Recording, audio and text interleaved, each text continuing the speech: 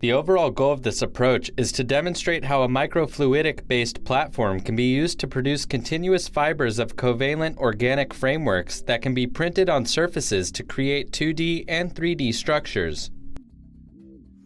Despite the remarkable progress in the synthesis of covalent organic frameworks, developing a method to facilitate the processability of these materials remains a challenge, which makes this approach very promising.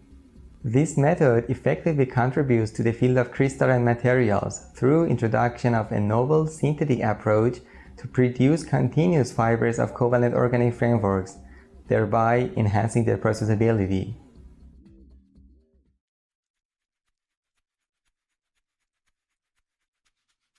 To begin the device fabrication, in a fume hood, place a silicon master mold fabricated from a 4-inch silicon wafer in a vacuum desiccator.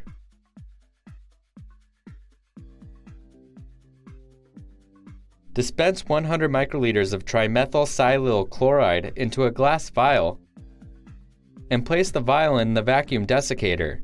Close the desiccator and put it under vacuum. Allow the trimethyl chloride vapor to deposit on the master mold surface for 1 hour. Then, slowly vent the desiccator.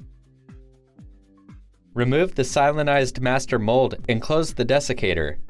Store the silanized mold in a closed container or in a laminar flow hood. Next, in a disposable cup, use a plastic spatula to mix together PDMS elastomer and curing agent in a 10 to 0.9 weight ratio. Degas the mixture in a vacuum desiccator for 30 minutes. Then, carefully place 4 PTFE